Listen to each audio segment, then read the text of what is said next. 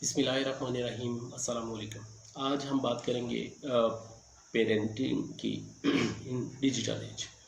देखिए, इस modern age के अंदर, इस डिजिटल एज के अंदर जो है वालिदैन के लिए बच्चों की तरबियत एक बड़ा ही अहम और बड़ा ही एक क्रूशल इशू है।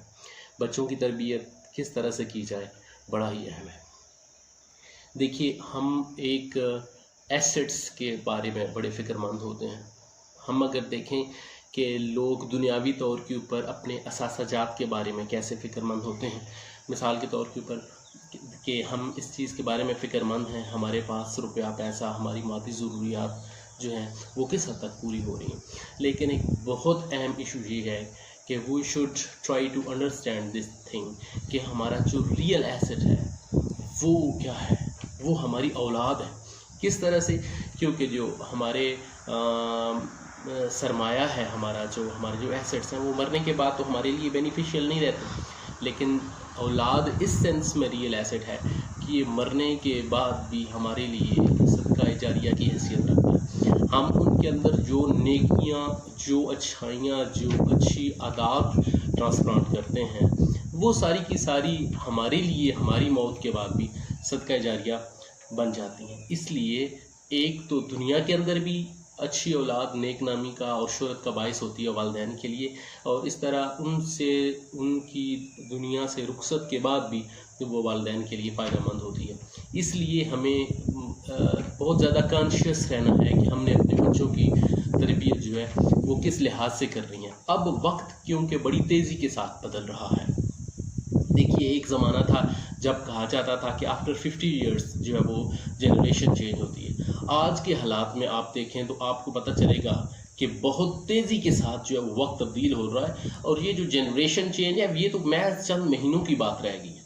इसकी आपको एक मिसाल ये दूँ कि अगर आपके इर्द गिर्द में एक ऐसा शख्स मौजूद हो जो जब मोबाइल के ऊपर कॉल करे तो आप उसके मोबाइल के ऊपर टिक टिक की आवाज़ सुने, जब वो 1 2 3 डायल कर रहा हो, तो आपको कैसा लगेगा? यकीनन ये बात आपके लिए बड़ी ही हैरत अंगेज़ होगी। हालांकि ये तो वही मोबाइल फ़ोन है जिसको शायद हम सब ने यूज़ किया कुछ अर्सा पहले तक, लेकिन अब वक्त इतना चेंज हो गया है कि अब वो चीज़ हमें जो है वो शायद मुज़िकाखेज़ लगती है। और उसकी रीज़न क्या है? उसकी रीज़न यही चेंज ऑफ जनरेशन है, वक्त का बदलना है, हमारी ज़रूरियात का और हमारी जो इसके अलावा हमारा जो वे ऑफ लिविंग है, जो पैटर्न ऑफ लाइफ है, उसका जो बदलना है। इसी तरह से हमने जो तरबियत हमारी हुई आज उससे बहुत से पर्सपेक्टिव के लिहाज से हमने अपने बच्चों की तरबियत को समझना है।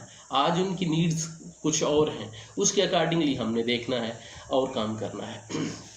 मैं अपने बच्चों की तरबियत के हवाले से, सारे बच्चों की तरबियत के हवाले से एक बात जो है वो इस तरह से कहता हूँ कि वालिदैन को इस बारे में फ़िक्रमंद होना चाहिए कि वो जो नेकियाँ, वो जो अच्छाइयाँ, वो जो अच्छी आदात ट्रांसप्लांट करते हैं अपने बच्चों में, उसकी एक कहानी अगर मैं आपको इस तरह से सुनाऊँ कि जो वाक़या आपने सुना होगा काबिल और हाबिल का। देखिए कि जो काबिल था उसने अपने भाई का कत्ल किया, हाबिल का कत्ल किया। तो ऐसी सूरत में क्या हुआ? अब जो भी शख्स इस दुनिया के अंदर मर्डर करता है, कत्ल करता है, उसके गुनाह का एक पार्ट ऑटोमेटिकली किसको मिल जाता है? काबिल को मिल जाता है। Same is the case with our young once.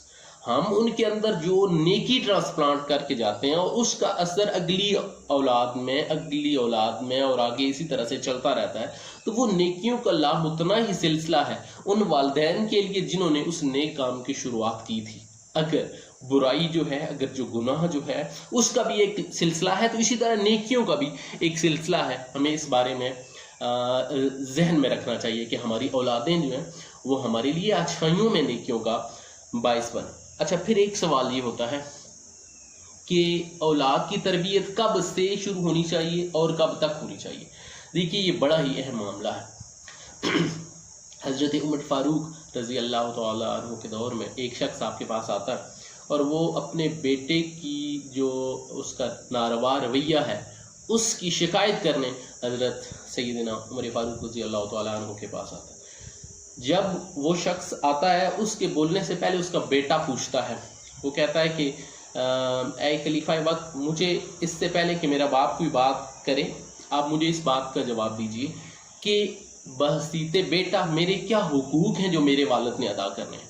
तो उसको बताया जाता है कि पहला तुम्हारा हक ये है कि तुम्हारे लिए एक अच्छी माँ का इंतखाब करें, दूसरा तुम्हारा हक ये है कि तुम्हें अच्छे नाम से पुकारें, तुम्हारा अच्छा नाम रखा जाए और तुम्हारी अच्छी तरबियत की जाए।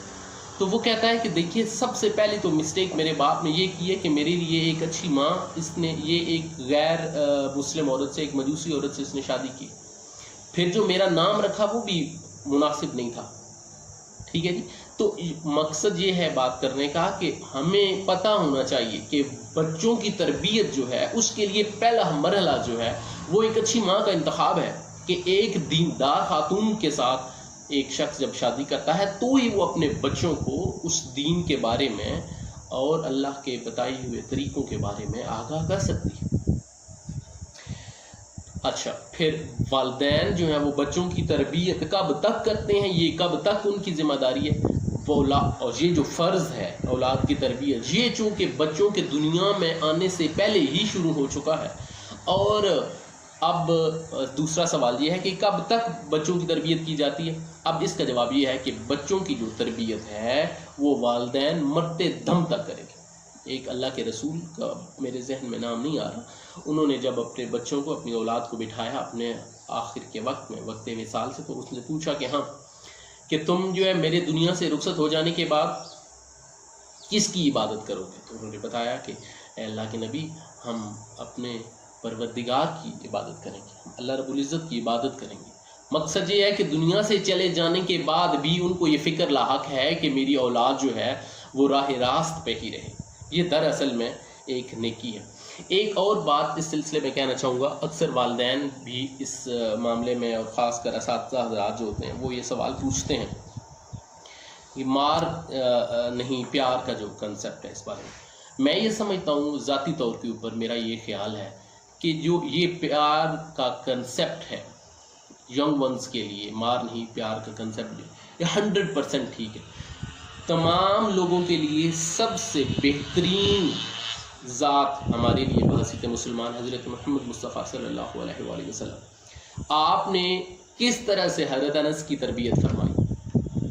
लगभग 10 साल तक हज़रत अनस जो है रज़ी अल्लाह तआला आपके साथ रहे हैं और कभी भी आप सल्लल्लाहु अलैहि वसल्लम ने हज़रत अनस को ना डांटा ना सख्ती की। ये तरबियत का एक अंदाज़ है। इसलिए हमें ये समझना चाहिए कि बच्चों को मारना जो है वो कोई एक अच्छा ट्रेंड नहीं है। बच्चों की अगर मार के तरबियत करनी होती तो इसके लिए हम जो है वो यकीनन हमें पता चलता कि वो, लेकिन क्योंकि नबी करीम सल्लल्लाहु अलैहि वसल्लम ने अपनी ज़िंदगी में कभी भी ऐसा नहीं फरमाया, इसका मतलब ये है कि ये बात बिल्कुल दुरुस्त है कि तरबियत के लिए, बच्चों की इस्लाह के लिए उन्हें मार पीट करना ये कोई मुनासिब चीज़ नहीं है। एक और बात मैं यूँ कहना चाहूँगा कि बच्चों की तरबियत के हवाले से ये अहम तरीन बात है कि बच्चों से बात की जाए और बच्चों को सुना जाए। जब तक आप बच्चों से बात नहीं करेंगे, उन्हें कॉन्फिडेंस नहीं देंगे, उनको इत्मीनान में नहीं लेंगे कि वो अपनी तमाम तर बातें आपके साथ शेयर करें। बच्चा कब अपने सीक्रेट्स डिस्क्लोज़ करता है वालिदैन के साथ? जब उसको इस बात का यकीन हो कि मेरा वालिद, मेरी वालिदा जो वो मेरी बात सुनेंगे। जब वालिद घर में आए, बच्चा जो ही घर में आता है तो वालिद जो है वो एक ऐसी एक वैसे तो फ़ायदे की चीज़ भी है मोबाइल, उसके अंदर घुस जाता है, उसके साथ इतना अटैच हो जाता है कि उसको याद ही नहीं रहता कि मैंने बच्चे को भी टाइम देना है, बच्चे की भी इस्लाह करनी है, उसको भी सुनना है। ठीक है जी।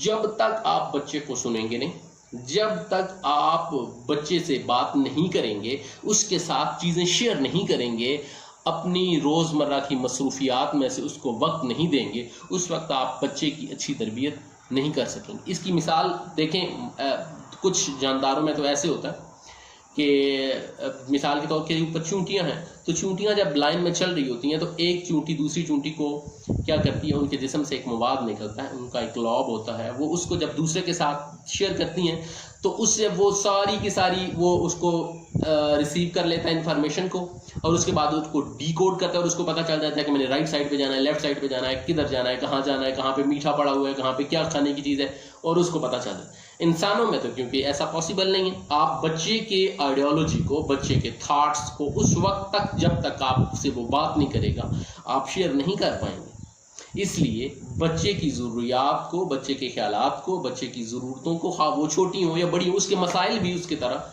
छोटे ही होंगे। किसी के पास पेंसिल नहीं है, शार्पनर नहीं है, रेजर नहीं है, या उसका एक छोटा सा इशू होगा, उस इशू को उस बच्चे की जगह पे रह के देखना, सोचना और फिर उसको हल करना, ये बड़ा ही इंपॉर्टेंट होता है। जब हम बच्चे को इस तरह से मना कर देते हैं किसी भी काम के करने से, उसके साथ चीज़ों को शेयर नहीं करते, तो फिर हमारे लिए मसाइल पैदा होते हैं। फिर बच्चा बाहर ढूंढता है, उसने कैथारसिस तो करना है, उसने बात तो कहनी है। ऐसा भी फिर पॉसिबल है वो किसी ऐसे शख्स के साथ ये बातें शेयर करना शुरू कर दे जो कि शायद उसके लिए मुनासिब ना हो। इसलिए वालिदैन के साथ बच्चों का एक कम्युनिकेशन गैप जो है वो नहीं बनना चाहिए। दूसरी चीज़ ये है कि बच्चों के साथ काम करना चाहिए, मिल के बच्चों के साथ कोई भी एक आप काम है उसको बच्चों के साथ मिल के करें, खा वो गार्डनिंग हो, खा वो बच्चों का समर टास्क हो, किसी भी और किस्म के काम है, बच्चों के साथ आप मिलें, बैठें, उनके साथ कंप्यूटर के ऊपर कोई नई गेम है वो खेलें, आप उन्हें बताएं, उस बारे में उनसे शेयर करें। जब तक आप बच्चों के साथ मिल के बात नहीं करेंगे, मिल के काम नहीं करेंगे, आप प्रैक्टिकली उनके साथ जब तक वो इन्वॉल्व नहीं होंगे, उस वक्त तक आप अच्छी तरबियत बच्चों की नहीं कर सकेंगे। इसकी एक बड़ी खूबसूरत मिसाल हमें हज़रत इब्राहीम अलैहिस्सलाम की ज़िंदगी में मिलती है।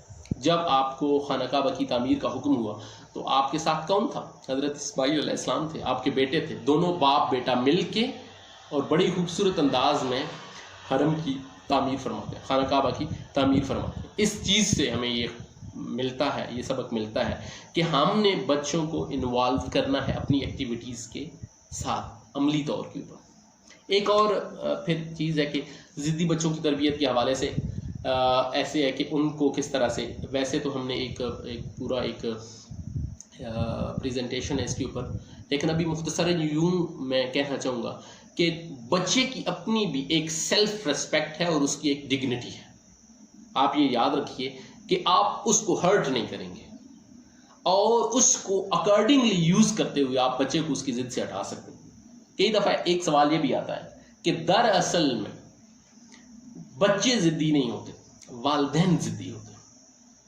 ठीक है, ये एक बड़ी ही अहम चीज़ है। कई दफ़ा पेरेंट्स जो है वो किसी ज़िद पे अड़ जाते हैं और बच्चा ऑटोमेटिकली क्या होता है कि वो अपनी उसमें से नेगेटिविटी जो है वो प्रमोट होती है। तो इस बारे में भी हमें जो है वो ख्याल रखना चाहिए। नेक्स्ट ये है कि बच्चों को कभी भी ना नहीं बोलना चाहिए। ये एक बड़ी आमन सी चीज़ है जो वालिदैन के अंदर पाई जाती है। एक बच्चा आता है कि मैं छत पे चला जाऊँ, जवाब आता है नहीं, मैं ये खा लूँ, नहीं, मैं ये पी लूँ, नहीं, मैं ये काम कर लूँ, नहीं। क्यों? तुम छोटे हो, तुम बच्चे हो, तुम्हें पता नहीं है। No, that's not the way. आपने बच्चे को जब ना बोलना है तो उसके लिए या तो उसको सब्स्टिट्यूशन देंगे कि नहीं ऐसा नहीं है तो ये कर लो, या फिर ना कैसे बोलेंगे, ना बोलने के लिए भी फिर एक तरीका होगा। मिसाल के तौर पर अगर आपसे बच्चा यही बात कहता है कि मैंने छत पे जाना है, तो आप उसे कहेंगे कि ठीक है छत पे चलेंगे, लेकिन अभी सख्त धूप है, हम शाम के वक्त छत पे चलेंगे। ठीक है। बच्चा कहता है कि मैंने ये काम करना है, आप उसे क्या है कि इनडायरेक्टली ये ना ही है, लेकिन शुरू आपने हाँ से किया है। इस चीज़ को हाँ से शुरू करेंगे और फिर बच्चे को उस चीज़ की तरफ कन्विंस करेंगे कि वो उस चीज़ की ज़रूरत को अंडरस्टैंड कर ले। मैंने आइसक्रीम खानी है सपोज, हाँ ठीक है, लेकिन जो है वो आप अभी नहीं, राइट। या इस तरह से अकॉर्डिंगली आप उस वक्त की ज़रूरत के अकॉर्डिंगली आप उसको क्या कर सकते हैं, आप उसको बच्चे को कन्विंस कर सकते हैं, उसकी जगह पे उसका सब्स्टिट्यूशन दे सकते हैं उस बच्चे को। डायरेक्टली ये कह देना कि नहीं तुम नहीं कर सकते या तुम नहीं करते या ये तुम्हारे लिए अच्छा नहीं है, नहीं, ऐसा नहीं। उस चीज़ के आफ्टर इफेक्ट, साइड इफेक्ट्स और उसको आप बताएंगे और फिर क्या करेंगे कि आप उस बच्चे को कन्विंस करेंगे बड़े ही प्यार से और बड़ी ही मोहब्बत से। एक और चीज़ है कि बच्चे की पसंद और नापसंद का ख्याल रखा जाए।